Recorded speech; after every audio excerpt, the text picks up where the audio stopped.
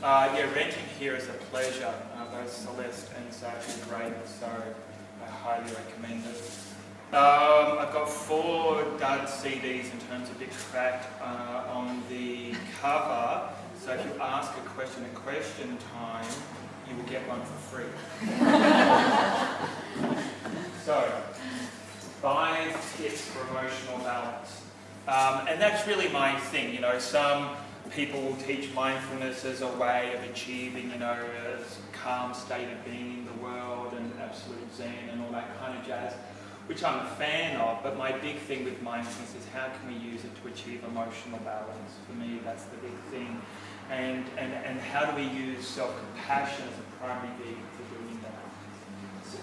Self-compassion. Which is interesting, isn't it? Search inside of your mind right now and ask yourself the question, if I only have 100 minutes of the day of self-talk, how many of those minutes would be spent in self-criticism, for example, and how many minutes in self-compassion? Now, who just doesn't get to be more over here? Raise your hands, loud and proud. Yeah, it's a lot, hey. Who's in self-compassion? Very good. Excellent. Because it makes no sense. You know, it's like if there was one relationship that we would get right, you would think that would be the one with ourselves, isn't it? In terms of bang for buck, isn't it? So, something that can be very helpful here is to treat yourself as if you are having a relationship.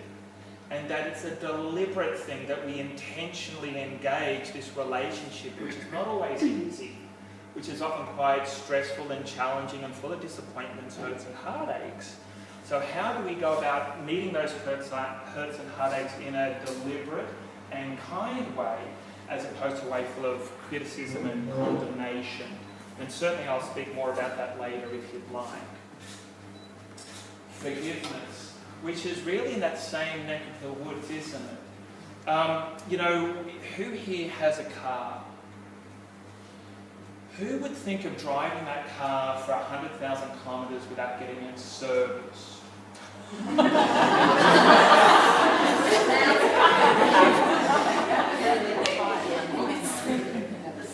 That's surprising.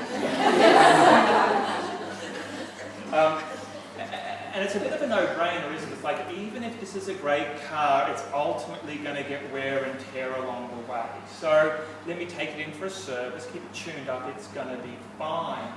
Now, who here thinks that you can live a life without pain and suffering befalling your existence on a daily or weekly basis? Put up your hand. No. So if that is true, that hurts and heartaches are non-negotiable, and if we are going to fail repeatedly in the course of our lives to live up to our own and others' expectations, should we not have a deliberate practice around forgiveness? And I'll talk more about that later as well. Kindness is the general tone of voice with which you speak to yourself. So what I recommend you do is just catch yourself sometimes thinking to yourself, talking to yourself, and then repeat that as if you were speaking out loud. And just listen to it. And if it sounds full of kindness and compassion, you're on the right track. And if not, you just need to rewind, replay it, and then just do it again with a bit more kindness, a bit more tolerance, so on and so forth.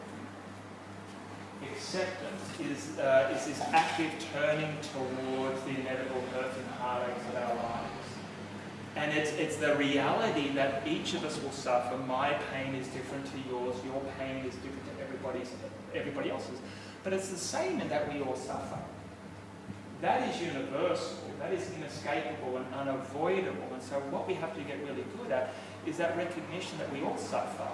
And therefore, the best thing to do when I am suffering is just to acknowledge that this is what's happening for me right now.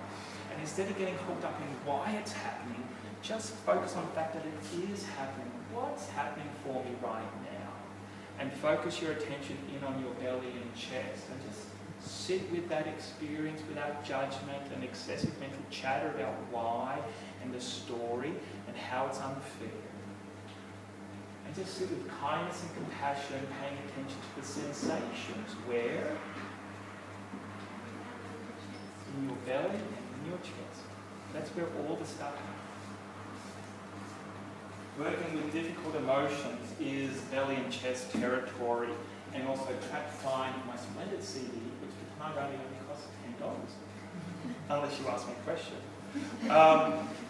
It's really interesting. It's the willingness to contact the sensations in our belly and in our chest, and just to kind of name what's cooking right now. If we can start with sensation as opposed to the mental story, we'll start to notice tightness, heaviness, strain, so on and so forth.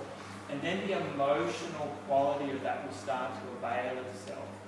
I'm feeling sad, I'm feeling angry, or I'm feeling nervous or pensive or uptight or irritated or frustrated. And if we can name it, we can tame it. When we take it out of this, this kind of catastrophe and global conspiracy against me, to just the regular pain that befalls a human life, in this case my own. Thank you very much for listening.